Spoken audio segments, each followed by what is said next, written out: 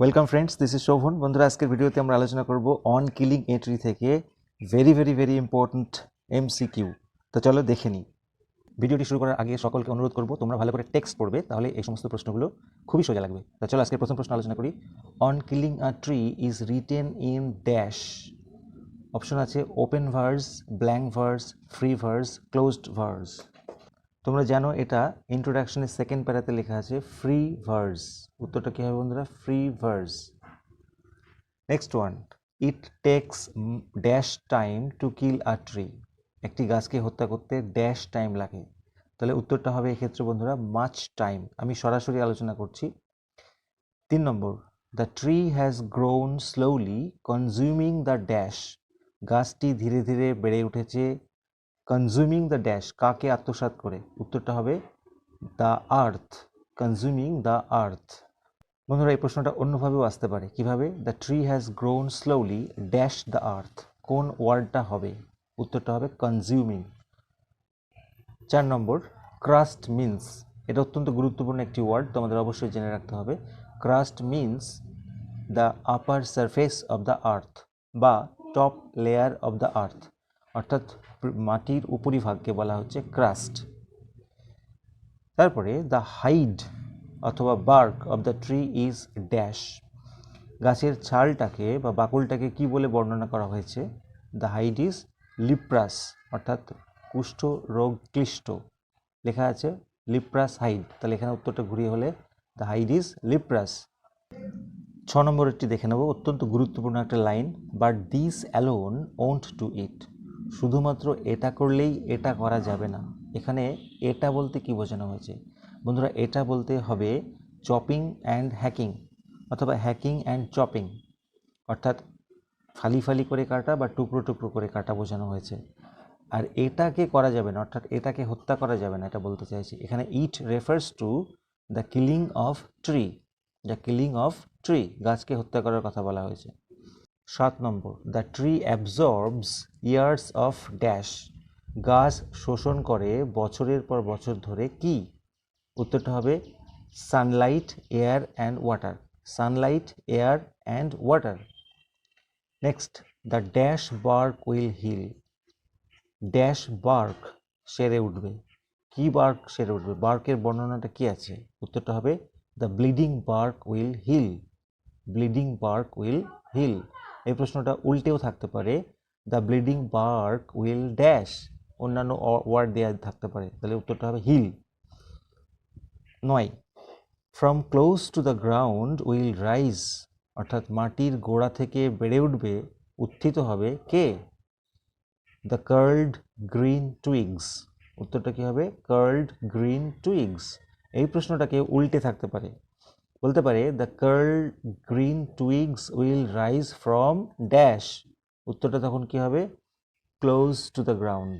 অর্থাৎ তোমাদেরকে যেটা করতে হবে, টেক্সট খুঁটিয়ে খুঁটিয়ে পড়তে হবে। Miniature means dash. বন্ধুরা, মিনিয়েচার মানে হচ্ছে ভেরি স্মল, খুবই ছোট। Next, the root is to be pulled out, অর্থাৎ মূলটাকে তুলে ফেলতে হবে বা উপড়ে ফেলতে হবে আউট অফ দ্য ড্যাশ, কোথা থেকে? উত্তরটা হবে অ্যাঙ্করিং আর্থ, নোঙরবদ্ধ মাটি থেকে। তারপরেরটা, and the dash of the tree exposed, তারপরে গাছের ড্যাশ বেরিয়ে পড়বে। এখানে ড্যাশে কোন উত্তরটা হবে? এখানে নানা রকম অপশন থাকবে, এখানে উত্তরটা হবে and the strength of the tree exposed, অর্থাৎ গাছের শক্তি বেরিয়ে পড়বে। নেক্সট ওয়ান, অত্যন্ত গুরুত্বপূর্ণ, the most sensitive part of the tree is dash. গাছের সবচাইতে সংবেদনশীল অংশ হচ্ছে ড্যাশ। উত্তরটা হবে বন্ধুরা রুট, মূল। Next, the source of the tree is dash. Source মানে রুটের কথা বলেছে, তাহলে গাছের উৎসটা কেমন, বর্ণনা কি আছে কবিতায়? যারা কবিতাটি এখনই পড়োনি, ডেসক্রিপশনে লিঙ্ক দিয়ে দেবো, খুঁটিয়ে খুঁটিয়ে বাংলায় পড়ানো আছে। The source of the tree is white and wet, সাদা এবং ভেজা। 15টি দেখে নাও, the leaves sprout out of the dash, অর্থাৎ পাতাগুলো কোথা থেকে গজিয়ে ওঠে? বন্ধুরা, উত্তরটা হবে লিপ্রাস হাইড, অর্থাৎ কুষ্ঠ রোগীর ন্যায় বাকল থেকে। লিপ্রাস হাইড এ কথাটা লিখতে হবে। আচ্ছা, যদি এরকম থাকে হাইডটা কিরকম? কি বর্ণনা হবে? লিপ্রাসাইড। 16 number, the matter of scorching and choking is done in dash, অর্থাৎ স্কোর্চিং মানে ঝলসানো বা রোদে পোড়ানো এবং চোকিং মানে শ্বাসরোধ করার বিষয়টি সম্পন্ন হয় ইন ড্যাশ, কখন সম্পন্ন হয় বা কোথায় সম্পন্ন হয়? In sun and air. উত্তরটা হবে ইন সান অ্যান্ড এয়ার, কবিতার লাস্টের দিকে রয়েছে। নেক্সট ওয়ান অত্যন্ত গুরুত্বপূর্ণ, and then it is done, এবং তারপর এটা করা হয়।